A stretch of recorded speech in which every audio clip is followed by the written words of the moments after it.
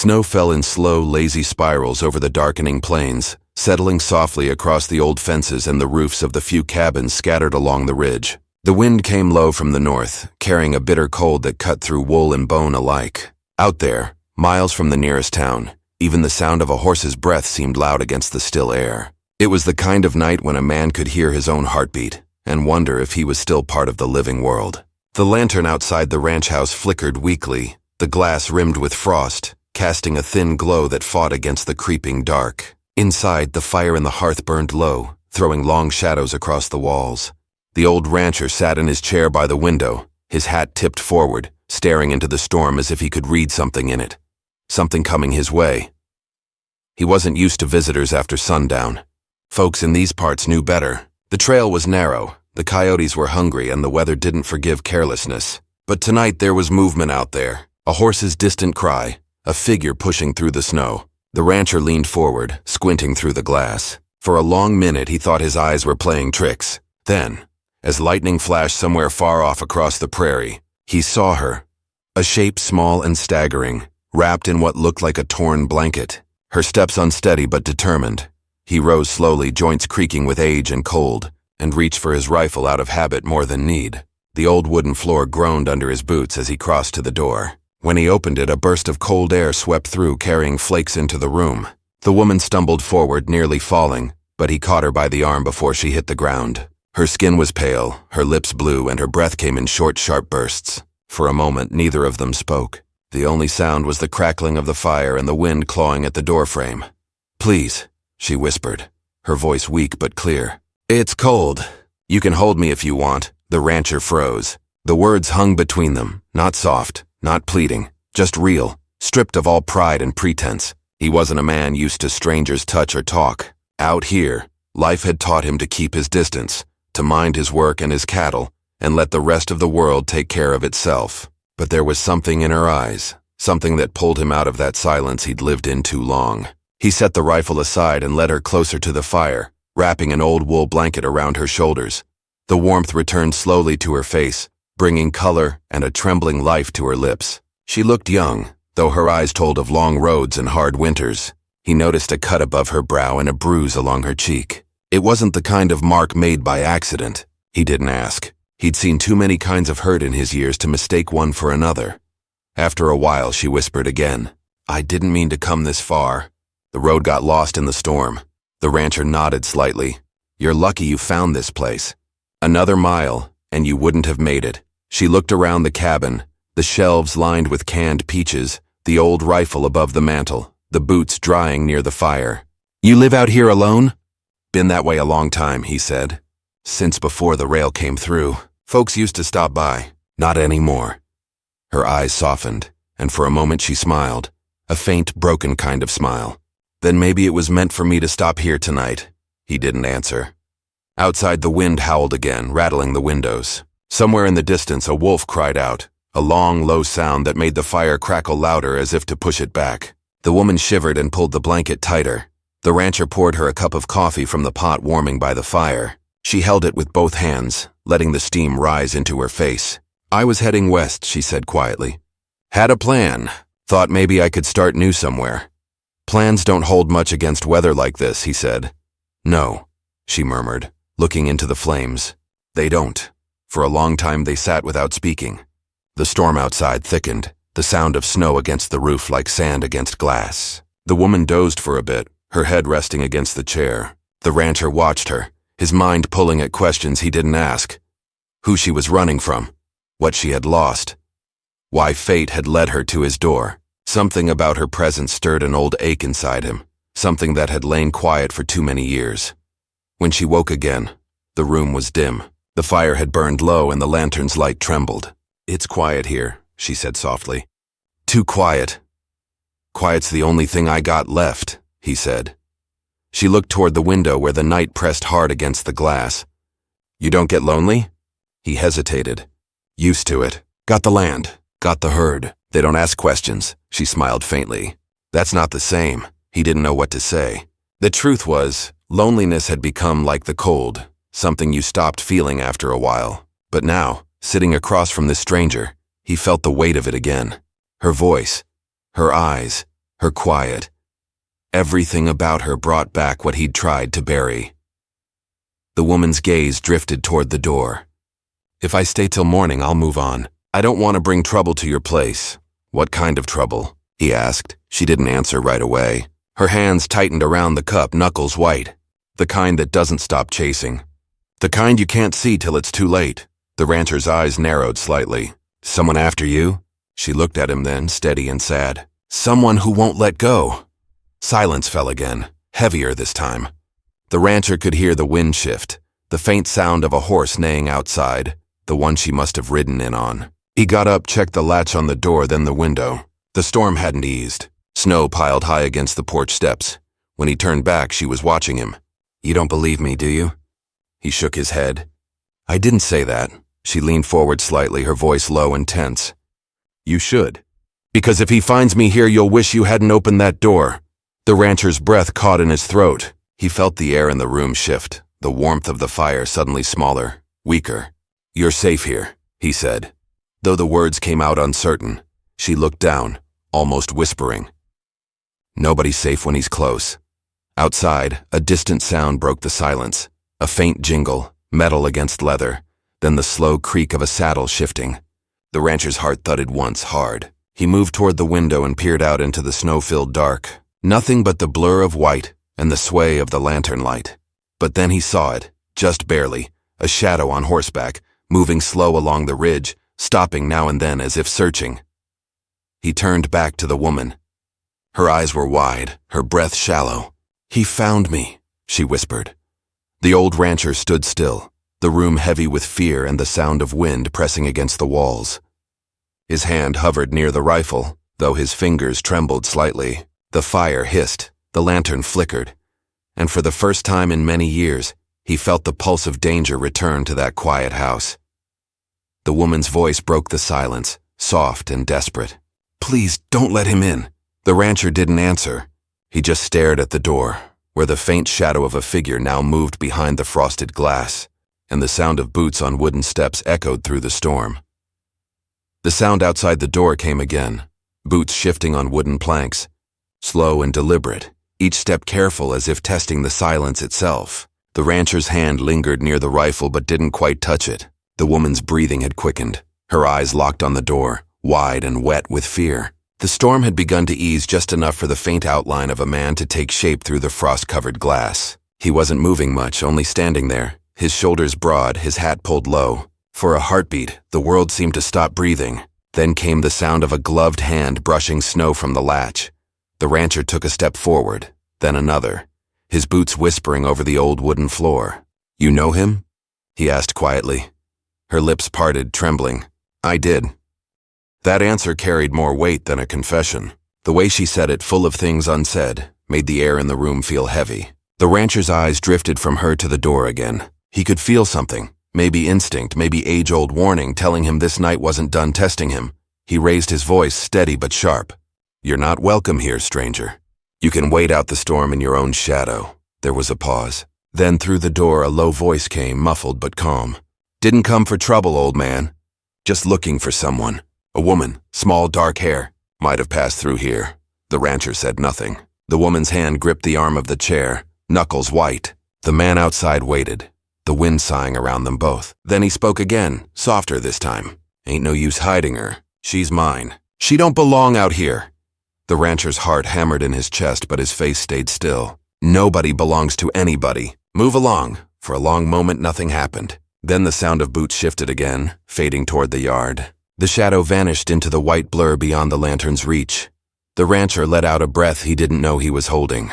The woman's shoulders sagged, but her eyes stayed fixed on the door. "He'll be back," she whispered. "He never gives up.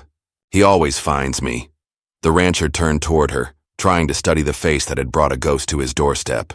"You ran from him?" She nodded slowly. "I ran from everything, from a life that wasn't mine anymore." The rancher poured her another cup of coffee and sat down across from her. The firelight flickered between them, painting both their faces in gold and shadow. "You'd better tell me what I need to know," he said.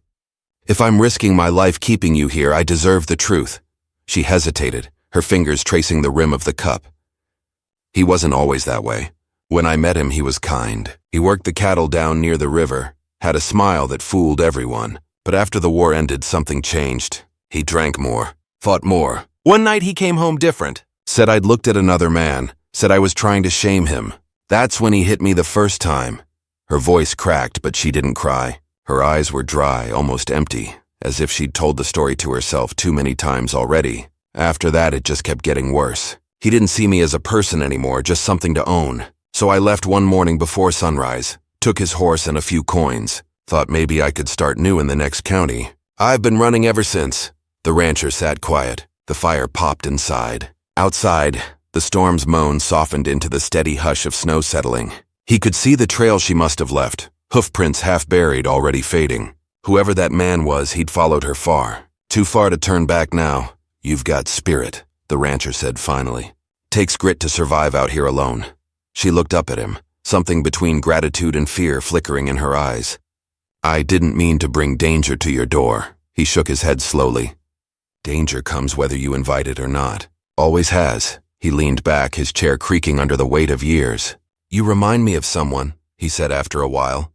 Long time ago, my wife. She used to talk like you. Soft but stubborn. We built this place together back when there wasn't much around but open land and hard weather. She was tougher than I ever was. Then one winter, fever took her. After that, I just stayed. The land was all I had left. The woman listened, her face softening. You never left? He shook his head. Didn't see the point. Some men leave when they lose everything. Others stay and haunt what's left of it. Her eyes drifted toward the window again. Maybe we're both ghosts then. Neither of them spoke for a long time. The fire had burned down to embers glowing soft and red. The rancher rose and tossed another log on the flames, watching sparks drift upward into the chimney. Outside, the snow had stopped, leaving a pale, still world. But the peace felt false, like the pause before a storm turns again. He checked his rifle, made sure it was loaded, and hung the lantern by the window. He's still out there, he said quietly. Men like that don't just walk away. The woman nodded, pulling the blanket tighter around her shoulders. He'll wait. He's patient when he wants something. The rancher looked at her then, really looked, as if trying to understand what could make a man chase a woman through the dead of winter. There was strength in her, but also something broken, like a wild horse that had known both freedom and the rope. When he finally spoke, his voice was low. If he comes back, I'll deal with him. She shook her head quickly. No, you don't understand what he's capable of. The rancher's eyes hardened. I've seen worse than any man can carry. You're not alone anymore. Her gaze dropped to the floor, torn between fear and a strange kind of relief. He'll kill you if you stand in his way. He said nothing. The silence stretched between them like a vow. Hours passed, slow as the melting snow on the eaves. The storm had left a white stillness over the land. In the distance, wolves howled again, closer this time. The rancher sat by the fire, rifle across his knees, his eyes never leaving the window. The woman had drifted into uneasy sleep in the chair, her head resting against the armrest. When the clock struck 2, a faint sound stirred him, a creak, light but deliberate, from outside the wall. He rose slowly, his boots soundless on the floor. The fire's light shimmered over the rifle's metal as he moved toward the door. The woman stirred, half awake, whispering, "Is it him?" "Stay quiet," he said softly. He reached the window and peered through the thin frost. At first nothing, just the pale snow under the moonlight. Then movement, a figure on foot coming from the barn. The man had returned. The rancher's breath clouded the glass as he watched him stop near the corral, studying the cabin. He was taller than he'd appeared before, built thick through the shoulders with a long coat that brushed the tops of his boots. The moonlight caught on something metallic at his hip. The rancher stepped back, heart pounding steady and slow. He crossed to the fire and whispered, "He's here." The woman sat up, eyes wide and glistening. He won't leave till he gets what he wants. He'll have to fight the cold and me both, the rancher said. But even as he spoke, doubt flickered in his chest. He was old. His hands shook sometimes when he tried to load bullets. The thought of facing a younger man with hate in his heart made his pulse tighten. Still, he couldn't let her go back. He moved to the door and checked the latch again. The woman stood behind him, trembling. "Please," she whispered, "don't open it. He'll wait for morning. He always waits for the light to strike." The rancher turned to her, his face lined with shadow. "Then we'll be ready when it comes." Outside, The man in the coat stood still as a statue, watching the house with the patience of a predator. The night stretched thin around him, the snow glowing faintly under the moon. Somewhere deep inside the cabin, the clock ticked once, twice, marking the slow crawl of time. Neither the rancher nor the woman slept again. The fire burned low. The wind rose once more, whispering through the cracks in the walls, and beyond that fragile wooden door, the sound of a man's boots pacing back and forth in the snow reminded them both that morning might bring more than light. It might bring blood, or truth, or something even colder. The night stretched on without mercy. The storm had passed, but the cold that followed felt heavier, crueler, as though it had settled deep into the earth itself. The rancher hadn't moved from his chair by the door, the rifle resting across his knees, his eyes fixed on the dark glass. Every so often he caught the faint sound of snow crunching under boots outside. Slow, patient steps circling the cabin. He knew the man was out there, waiting for weakness, waiting for dawn. The woman sat close to the dying fire, her blanket pulled tight, her face pale in the flickering glow. She hadn't spoken in hours, but her eyes said everything. Fear, exhaustion, regret. Layers of a story she wasn't done telling. The rancher could feel her trembling even across the room. It wasn't just the cold that shook her. It was the memory of what she'd left behind, a shadow that refused to die even in the safety of his home. When the wind finally calmed, she broke the silence. He won't go away. He's like the winter. No matter how far you run, he finds you again. The rancher didn't look at her. Then we'll keep the fire burning till he freezes. He doesn't freeze, she said softly. He doesn't feel the cold. He doesn't feel anything anymore. That struck him harder than he expected. The way she said it, with the weight of someone who had once known the man before he turned into something else, sent a chill through him deeper than the weather could manage. He thought of his own ghosts, the kind that never left even when buried under time and distance. By the time the first gray of dawn crept across the horizon, the sound outside had stopped. The woman stood, her eyes fixed on the window. "Maybe he's gone," she whispered. The rancher shook his head. "Men like that don't leave without taking something." Still, he rose and opened the door a crack. The cold hit him like a blade, sharp and immediate. The yard was silent. No prints near the porch, no shadow near the barn, but something felt wrong. He stepped outside, boots sinking into the snow, his breath clouding the air. A faint trail of footprints led toward the old shed near the back of the corral. He followed them, slow and cautious, his rifle raised. The shed door hung slightly open. He pushed it wider with the barrel of the gun and peered inside. Empty. Just bales of hay, old tools, and the soft creak of wood settling under the cold. But then he saw it. A small piece of torn fabric caught on a nail, dark with frost and something else. He lifted it carefully. Blood. He returned to the house without a word, shut the door tight, and set the latch. The woman looked up at him, eyes wide. He was here, wasn't he? He nodded slowly. "He's bleeding. You must have heard him before you got here." Her hands tightened around the blanket. "He found me 2 nights ago near the pass. I fought back. I think I hit him with a rock. I didn't stop to see if he fell. I just ran." The rancher sat down across from her. "If he's wounded, he'll be desperate now. And desperate men make mistakes." She shook her head. "He doesn't make mistakes." "That's what makes him dangerous." The rancher leaned back, studying her. "Then we'll need to know him better than he knows us." For the next few hours, they worked in silence. The rancher reinforced the windows with planks and checked the rifle cartridges. The woman helped where she could, her hands shaking but steady enough to tie rope and carry wood. Each sound from outside made them pause, listening. The world beyond the walls had gone too quiet. As daylight grew stronger, a shadow passed across the ridge near the barn. The rancher saw it through the window, just a flicker of movement gone as quickly as it came. He didn't tell her. No use feeding her fear. Instead, he poured them both coffee and sat back at the table. She spoke first. "You ever think about leaving this place? Starting over somewhere warmer?" He smiled faintly, though it didn't reach his eyes. "Used to, but the land holds you like a promise. Once you've buried too many memories in the dirt, you can't walk away without leaving part of yourself behind." She nodded slowly. "That's how it was with me. I tried to leave before. Every time he found me. Every time I told myself it'd be the last." The rancher studied her across the table, noticing how her fingers brushed the rim of her cup as if searching for warmth that wasn't there. "You ever wonder why he's so set on following you?" Her voice dropped to almost a whisper. "Because I took something from him. Something he said was his. What was it?" She hesitated. A little box. It belonged to his father. He kept it locked in his saddlebag, said it held his bloodline, his right to everything his family ever owned. But I knew what it really was, a list. Names, debts, places. Proof of what he'd done to people who never crossed him. The rancher frowned. So it's not just you he wants. It's what you've got. She nodded, her eyes distant.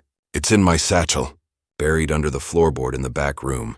I was going to burn it when I got far enough away. The rancher's mind raced. If the man outside knew she still had that box, he wouldn't leave without it.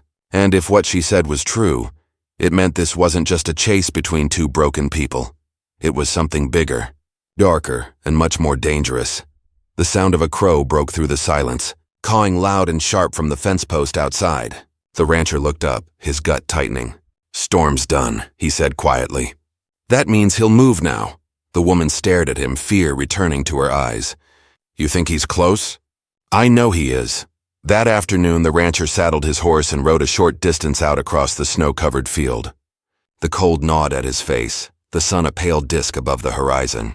The land stretched flat and endless in every direction, but near the ridge he saw smoke. Thin, rising from a small campfire hidden behind a cluster of pines. He watched from a distance, his hand resting on the rifle. A horse stood tethered nearby, its saddle worn but well kept. There was movement near the fire, one man tall and steady despite the wound he carried. The rancher could see him binding his side with a strip of cloth, his hands rough and sure. The man paused suddenly as if sensing he was being watched. He turned toward the ridge, eyes scanning the white horizon. The rancher ducked low behind a fallen log, his breath held. After a long moment, the man returned to his fire. But his movements had changed, slower, sharper, like a hunter who knows the prey has teeth. The rancher didn't wait. He turned his horse and rode back toward the house, snow spraying beneath the hooves. By the time he returned, the woman was standing at the window, her face pale. You saw him, she said. He nodded. He's camped near the ridge. Looks hurt, but not near dead enough. Her voice trembled. He'll come tonight. Then we'll be ready. They spent the rest of the day preparing. The rancher laid out extra cartridges, lit lanterns in every corner, and blocked the back door with a heavy beam. The woman helped to load the shotgun, her hands no longer shaking. Something in her had changed. Fear still lived in her eyes, but under it, a hard resolve had begun to form. When night came again, the air grew heavy, still as a held breath. The rancher and the woman sat by the fire, waiting. The clock ticked. The flames hissed softly. Sometime near midnight, the horses in the corral began to stir. The woman looked up sharply. He's here. The rancher stood, gripping the rifle tight. The door creaked faintly, a whisper of wind slipping through the cracks. Then came the sound. Boots on snow, closer this time, slower. A shadow passed across the frosted window. The woman reached for his arm, her voice barely a whisper. Don't let him take me. You're safe here, he said, though he didn't know if it was true. The latch trembled. A soft knock followed, then another, louder. The rancher raised the rifle, eyes fixed on the door. Open up, the voice outside said, low and calm. No need for guns. I just want to talk. The woman shook her head violently. Don't listen. The rancher's voice came back cold and steady. You had your chance to talk. Now get off my land. Silence. Then the sound of snow crunching as the man stepped back. For a moment the rancher thought he'd left. Then the sound of boots moved toward the side of the house. The woman gasped. He's going around back. The rancher spun, heart hammering. The back window shattered in an instant, shards scattering across the floor, and the wind roared in with the cold. The woman screamed. The rancher raised the rifle toward the dark window, finger tightening on the trigger. But through the swirling snow he caught a glimpse of movement, just one eye, staring back at him through the broken glass, calm, unblinking, and filled with something colder than the winter itself. The glass from the shattered window lay glittering across the floor, like a scatter of frozen stars. The rancher's heartbeat thundered in his chest, his breath steady but shallow as he kept the rifle aimed toward the darkness. The fire crackled low, the light dancing along the wooden walls. Outside the wind had gone still again, unnaturally still. The silence that followed was heavier than any sound, the kind that wrapped around the cabin like a warning. The woman crouched low beside the hearth, clutching the blanket against her chest. Her lips trembled, but her eyes were locked on the broken window. Then came the sound, a slow, deliberate creak of boots stepping over the porch planks. The rancher moved closer to the window, careful not to step on the glass. He could hear the faint jingle of metal, the sound of a revolver holster brushing against a coat. The man outside wasn't rushing. He was taking his time. each step measured, like he knew the fear he was planting with every movement. The rancher's voice was low but strong. "You'd best turn around before daylight finds you dead on this porch." There was a pause. Then the man's voice came back, deep and even. "You got something of mine in there." I aimed to take it back. The woman's whisper was barely audible. "Don't let him near me." The rancher didn't answer. He stepped closer to the window and caught a glimpse of the man in the moonlight, a broad-shouldered figure with a torn coat and blood staining the snow at his side. His face was hidden by the brim of his hat, but his stance told everything. He was hurt, maybe worse than he wanted to admit, yet there was no weakness in the way he stood. "You're trespassing," the rancher said. "You've had your say. Now leave." The man tilted his head slightly. "You think this is about land?" He took a slow step forward, boots crunching in the frost. "That woman inside, she's mine.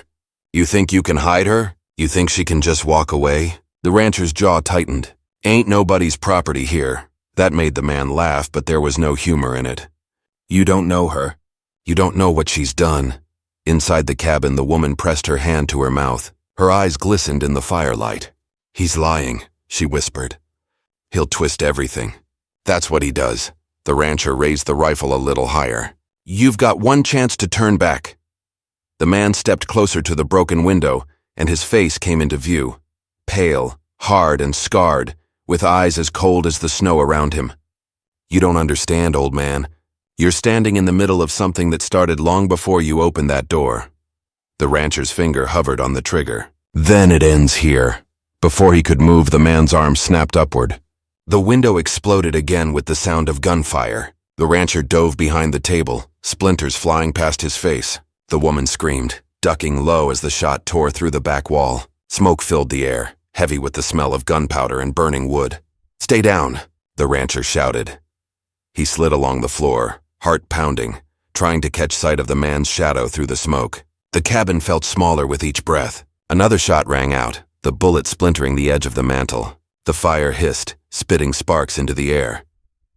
The woman crawled across the floor, her hands shaking, clutching the satchel she had hidden beneath the floorboard earlier. She pulled it free and clutched it close. "He's after this," she whispered. The rancher looked at her, then back at the door. "Then we make sure he never gets it." The wind picked up again, rattling the loose boards. The man outside had stopped shooting. The silence was worse. The rancher could hear his boots moving again, slow, careful steps circling toward the back of the cabin. He motioned for the woman to move behind the hearth. She obeyed without a sound, crouching low in the shadow.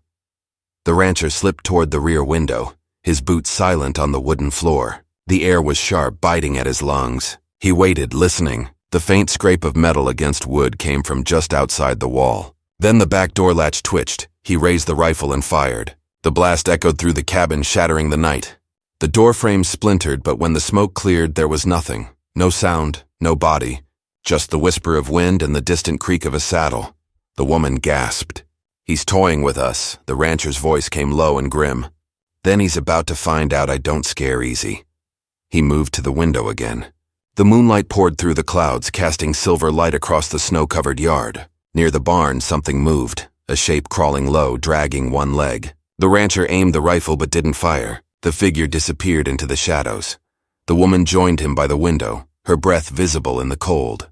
"He won't stop until one of us is gone," she said. The rancher glanced at her. "Then he'll get his wish." For a long moment, neither of them spoke. The fire burned low, the light dimming into a dull red glow. Outside, the world looked peaceful again, but it was a fragile peace, the kind that breaks under one wrong sound. As the hours passed, the rancher's mind drifted to the life he'd lived before this night. He remembered the sound of his wife's laughter, the smell of bread baking, the way the land looked in spring when the hills turned green again. All of that seemed far away now, buried under snow and silence. He realized this was the first time in years he'd felt something close to purpose. Protecting someone, standing for something, had brought him back to life in a way he hadn't expected. He looked at the woman, her face weary but unbroken, and knew he couldn't let her fall. The faintest sound broke through his thoughts, a low creak from the barn. He grabbed his hat, nodded to her, and stepped toward the door. "Don't," she said quickly. "It's what he wants, maybe," he answered. "But I ain't waiting for him to choose the hour." He opened the door and stepped into the cold. The night air cut deep, sharp as glass. His boots sank into the snow as he made his way toward the barn, rifle ready. The lantern light from the window behind him faded until it was just a pale glow in the distance. The snow crunched softly beneath his boots. The barn loomed ahead, dark, silent, its doors half open. He stopped a few feet away, listening. Nothing but the faint drip of melting ice. He took another step. The wind shifted, carrying the faint smell of tobacco. Then a voice came from the darkness. "You're brave for an old man." The rancher turned sharply, rifle raised. "Show yourself." The man stepped into view from behind a support beam, the moonlight catching his face. He looked worse than before, blood soaking through his coat, but his eyes burned bright with fury. "You could have stayed out of this," he said. "You could have just handed her over." The rancher steadied his rifle. "You think a woman's yours to hand over? You're the one who's lost." The man smiled, a slow, cruel curve of his lips. "You don't know what she's taken from me. I don't need to. Whatever it was, it's not worth your soul." The man's eyes narrowed. "You talk like a preacher, but you'll die like the rest." Before the rancher could move, the man lunged. The rifle fired, the blast lighting the barn in a flash of gold. The shot went wide, tearing through a wooden beam. The two men collided, crashing into the hay. The rifle skidded across the floor. The rancher swung, his fist connecting with the man's jaw, but the younger man came back hard, slamming him against the post. The air left his lungs in a rush. They grappled, boots slipping on the straw, the sound of their struggle muffled by the heavy air. Inside the cabin, the woman heard the gunfire and ran to the door. "No," she whispered, her voice breaking. She grabbed the lantern from the table and rushed into the cold, snow whipping at her face. Her feet sank deep as she crossed the yard, heart pounding in her chest. When she reached the barn, the sounds of fighting had stopped. The door hung open, one hinge broken. She lifted the lantern high, its trembling light cutting through the dark. The rancher was on his knees near the hay, blood on his face, his breath ragged. The other man stood over him, a knife glinting in his hand. "Put it down," she said, her voice shaking. The man turned to her, his expression unreadable. "You shouldn't have run," he said softly. "You made me chase you through the snow, made me bleed for you." The woman raised the lantern higher, her other hand clutching the satchel. "You already lost everything that mattered. You just don't know it yet." The man took a step toward her. "Give it back." She held the satchel tight against her chest. "This is all that's left of you, and it's the only proof of what you've done." The rancher tried to rise, his hand groping for the rifle that lay a few feet away. The man's attention flicked between them, the woman with the light, the old man reaching for the gun. The air grew still again. The lantern's flame wavered in the cold draft, shadows shifting along the walls. No one moved. Every heartbeat felt like thunder in the silence. Then the man's boots scraped forward. The woman's breath caught. The rancher's fingers brushed the rifle stock. The wind pushed the door open wider, snow swirling in. In that breathless moment, as the world seemed to balance on the edge of something final, all three of them stood suspended, each waiting to see who would break the silence first. The rancher's hand closed around the rifle just as the man lunged. The sound that followed shattered the night, a single deafening crack that rolled across the frozen fields like thunder. For a moment, no one moved. The woman stood frozen in the lantern light, her face pale, her breath trembling in the cold air. The man staggered back a few steps, his eyes wide with shock, the knife slipping from his hand and clattering to the floor. His knees buckled and he fell forward into the hay. The barn went silent again except for the sound of snow drifting through the open door. The rancher lowered the rifle slowly, his chest heaving. He looked down at the man lying still, the blood already dark against the straw. His hands shook, not from fear, but from the heavy weight of what had been done. The woman dropped the satchel and ran to him, falling to her knees beside the rancher. "You're hurt," she whispered. He shook his head, though his voice came rough. "I've been worse." He looked toward the body, his face unreadable. "He won't be chasing anyone anymore." The woman's eyes were full of tears, though none fell. "He used to be kind," she said quietly, "before everything changed." "Before the war took him," the rancher didn't answer. He could feel the years in his bones, the ache that came not from the fight but from knowing how fragile everything had become. He put a hand on her shoulder, steady and sure. "You did what you had to. Sometimes that's all we can do." The lantern light flickered, catching dust and snow in the air like small stars. For a long moment, the two of them sat there in the stillness, listening to the cold world breathe outside the barn. Then the woman stood, her eyes on the man who had haunted her for so long. "It's strange," she said softly. "I thought I'd feel free when it ended, but it doesn't feel like freedom. Just quiet." The rancher looked at her, his gaze calm. "Quiet's where freedom starts." They buried the man behind the ridge the next morning, under a patch of frozen ground where the snow drifted deep. The wind was calm, the sky pale and open. The rancher said no words over the grave. Neither of them did. There were no prayers left that could fit what had happened, only silence. When they walked back toward the house, the woman stopped once, looking over her shoulder at the small mound in the snow. Then she turned away and kept walking. Inside, the fire was still burning low. The rancher poured coffee, his hands slow and steady. The woman sat across from him, the satchel on the table between them. It looked smaller now, worn, its leather cracked from the cold. "You said this was what he wanted," the rancher said. "You still plan to burn it?" She hesitated, fingers brushing the edge of the satchel. "I thought I would. But maybe it's better if someone knows what he did. Maybe keeping it means none of it gets buried again." The rancher nodded slightly. "You'll have to decide soon. The thaw'll come in a month or two and the law rides easier then." She looked up, meeting his eyes. "What'll you do when I'm gone?" He smiled faintly. "Same thing I've always done. Fix fences, feed cattle, watch the sun come and go." There was a quiet pause, warm and uneasy. Then she said softly, "You saved my life." He looked at her, eyes tired but kind. "You walked into my fire out of the snow. Maybe that saved mine too." They didn't speak again for a while. The day stretched on slow and pale, the light moving across the floorboards in thin, shifting lines. The rancher fixed the window that had shattered during the fight, his breath clouding in the cold air. The woman gathered the scattered glass, sweeping carefully, each piece catching the light like a memory she wasn't ready to let go of. When night fell again, the storm had passed for good. The sky cleared, wide and deep, stars shining sharp as needles. The woman stood at the window, wrapped in one of the rancher's old coats. "It's strange," she said quietly. "I haven't seen a sky like this in years. I forgot it could look this big." He joined her by the window. "It's always big. Folks just forget to look up when life keeps pushing them down." She smiled faintly. "Maybe that's why you stayed out here all this time." He nodded. "Out here, it's just you and the land. No lies, no noise. Just what you can carry in your heart."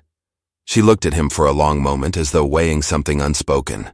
"I don't know where I'll go next," she said finally. "I can't stay forever. The world's too wide and I need to find what's left of me." He didn't argue. "When the time comes, the horse in the south barn's yours. He's a good one. Knows the road better than most." Her eyes softened. "You'd give me your best horse?" He smiled. He'd rather be out moving than standing still. Can't say I blame him. For the next few days, the world seemed to hold its breath. They lived in quiet rhythm, mending, cooking, tending the animals. Each sunrise felt like a small mercy, and each sunset carried a little more peace than the last. Sometimes they talked, sometimes they didn't. The silence between them no longer felt like fear. It felt like understanding. One evening, as the fire burned bright, she pulled the satchel from the shelf. "I've decided," she said softly.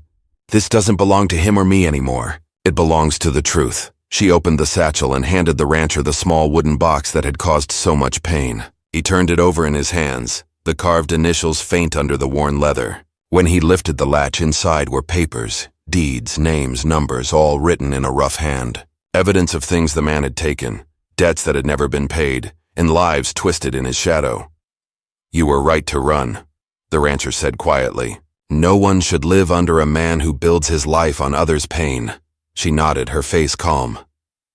"It's strange, but seeing it now, it doesn't feel powerful anymore. It's just paper." He closed the box and handed it back to her. "Then it's done." That night, she walked out behind the barn with a small oil lamp and the box in her hands.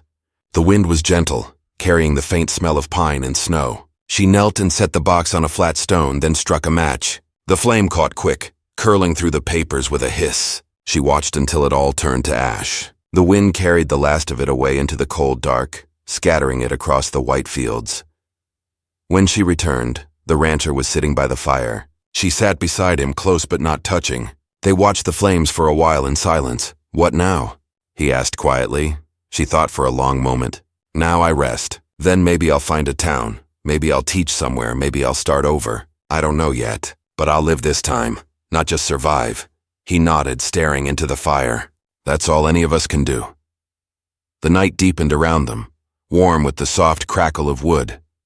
When dawn came, the woman saddled the horse, her belongings packed neatly.